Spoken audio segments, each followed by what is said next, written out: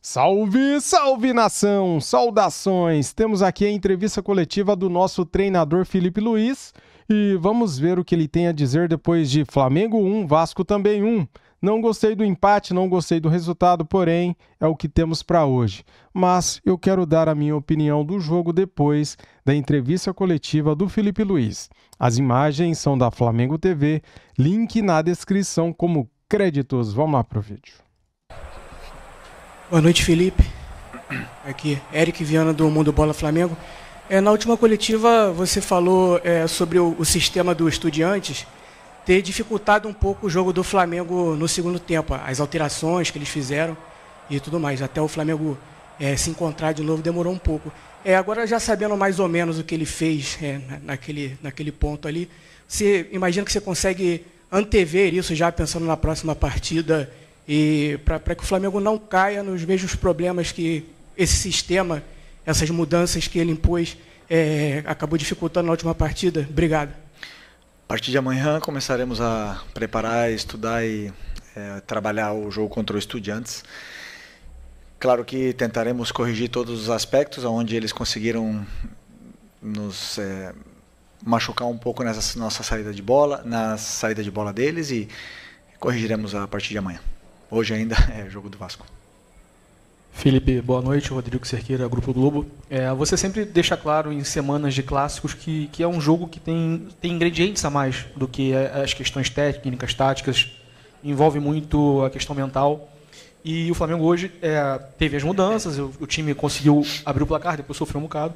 No segundo tempo chegou a ter oportunidade, mas também o Vasco teve as suas.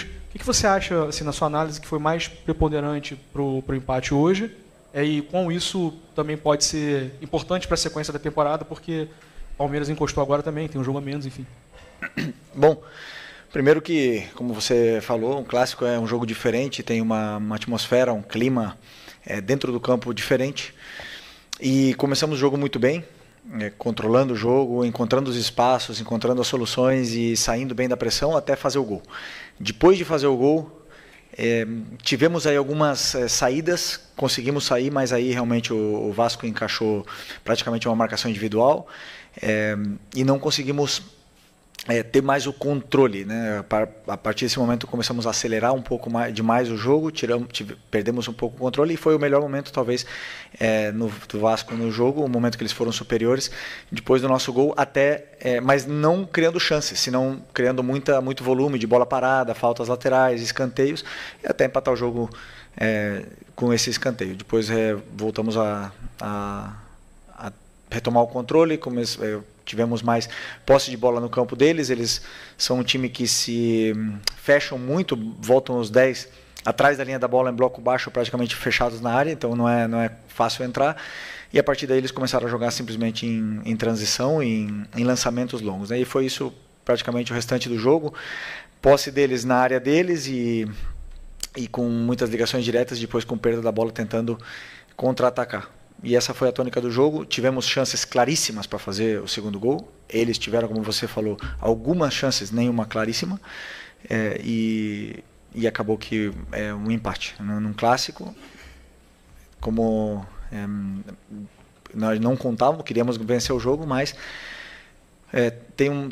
temos que ter calma. Existe um longo caminho pela frente. É um resultado absolutamente que nos deixa triste, mas é um resultado absolutamente normal. Quando você vem de uma sequência, principalmente menos de 3 dias para recuperar do jogo da quinta-feira, 9h30 da noite. Mauro Santana, do canal Mauro Santana. Você colocou uma equipe em campo com várias novidades, e você acabou de mencionar o desgaste da última partida de quinta-feira pela Libertadores. Eu acredito também com a preocupação, já pensando no jogo de volta na Argentina. Eu queria que você explicasse as suas opções para a montagem da equipe e comentasse também, apesar do empate, tivemos o gol do Carrascal, que afirma mais ainda o colombiano, já havia feito um passe para gol e agora contribui diretamente no gol do empate. Bom, primeiro pensei numa equipe para ir a campo fresca, não? Uma equipe que conseguisse pressionar essa saída de bola muito complicada de pressionar, que é a do Diniz, onde eles juntam muitos jogadores atrás da linha da bola, eles usam o goleiro, eles repetem o lado e enchem muitas vezes as laterais do campo, então é complicado. Ele precisava de jogadores com perna fresca para poder jogar. Muitos deles da quinta-feira não se recuperaram, muitos jogadores, para não dizer a maioria, não se recuperaram do último jogo, que foi quinta-feira à noite, 9h30, acabou que chega quase 2 da manhã em casa, e o jogo hoje, 5 da tarde, com o calor, obviamente que não estavam recuperados. Portanto, optamos por colocar esses jogadores, alguns deles no segundo tempo, para tentar melhorar e dar mais força ainda para a equipe com as trocas, e foi assim. Nesse momento tivemos nosso momento aí de pressão máxima em cima da defesa do Vasco, mas infelizmente não conseguimos fazer o gol.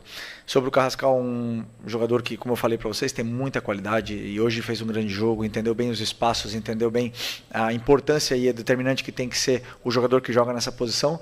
Fez o gol, mas não só isso, senão que ele deu sequência nas jogadas, criou perigo, teve mais chances, e pouco a pouco ele vai se adaptando e se sentindo cada vez melhor, e uma opção importantíssima para a gente. Boa noite, Felipe. Léo José, do Coluna do Fla. Hoje tinha-se uma expectativa sobre a presença do Jorginho, ele acabou ficando de fora, e o clube trabalha para que ele tente estar na Argentina, né? E aí eu queria entender como que é a percepção de você, a sua percepção, a percepção da comissão técnica em cima dessa recuperação do Jorginho, dessa evolução do Jorginho. Existe, de fato, uma expectativa para que ele jogue na Argentina contra o Estudiantes? A ausência dele faria muita falta? Bom, estamos trabalhando, nosso departamento médico está trabalhando para recuperá-lo para essa quinta-feira, né? Vamos ver se conseguimos ter a volta dele, porque é um jogador que vocês sabem bem, é muito importante para a gente, um líder fora e dentro do campo, e com certeza, se consegue se recuperar, vai ajudar muito.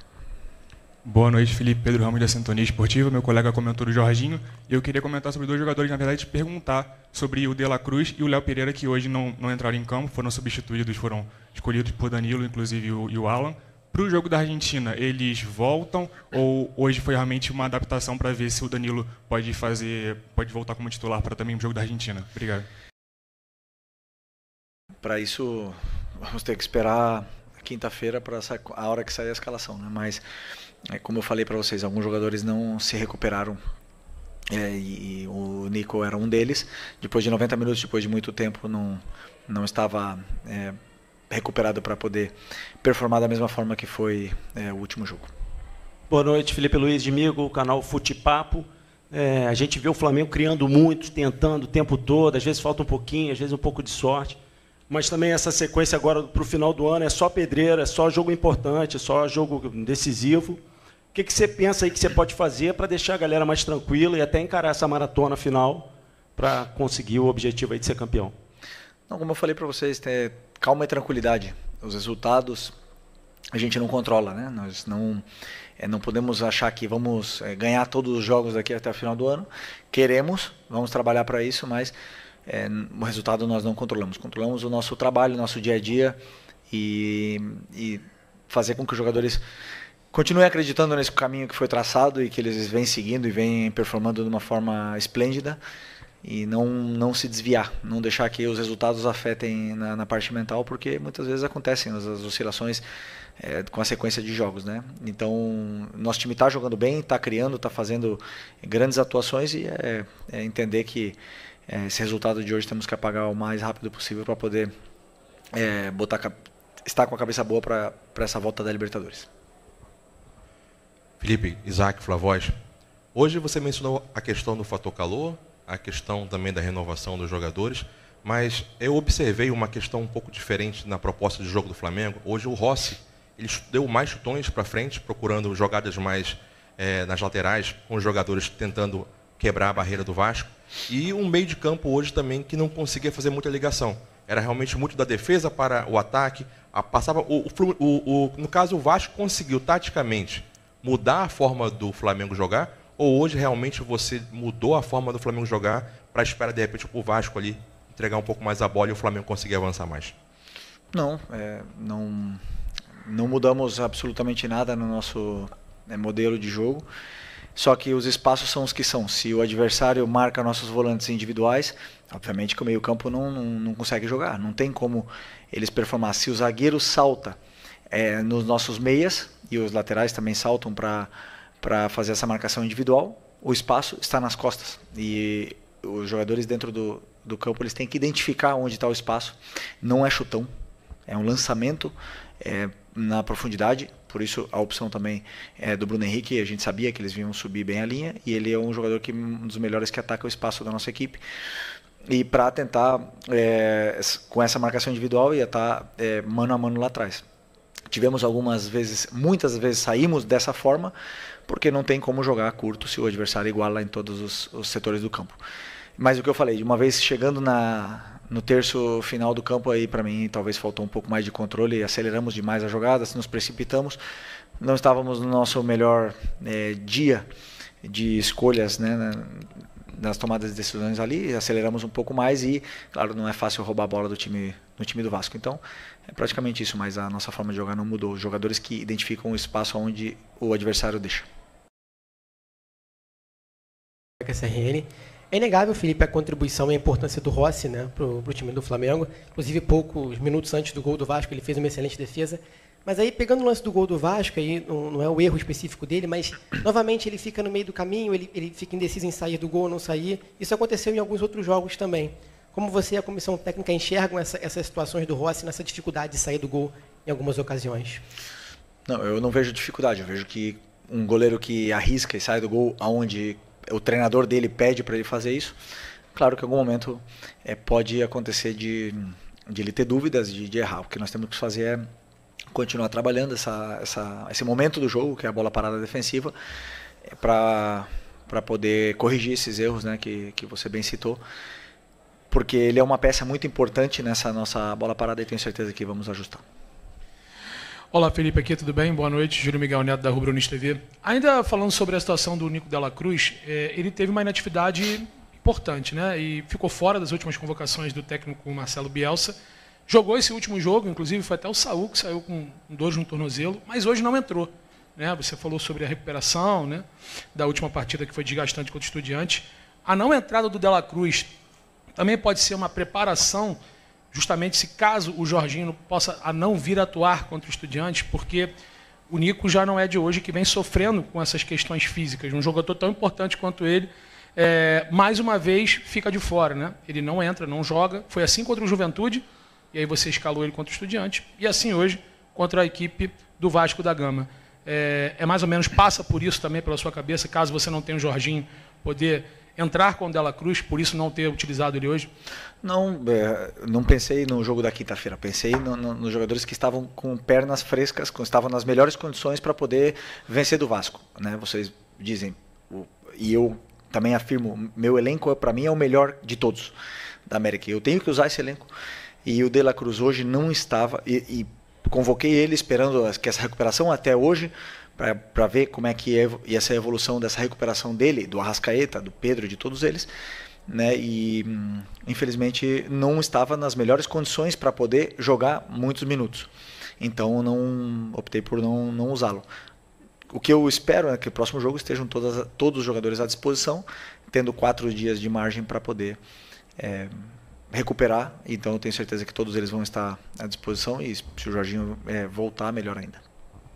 Felipe, Raiza Simplício da Gol Brasil e da revista Placar.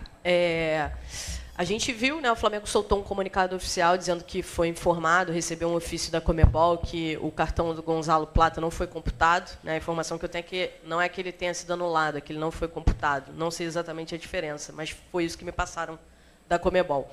E aí, lá na Argentina, as pessoas, os dirigentes... Peraí, galera. Esse problema é lá, né? Não é aqui no meu monitor, não, né?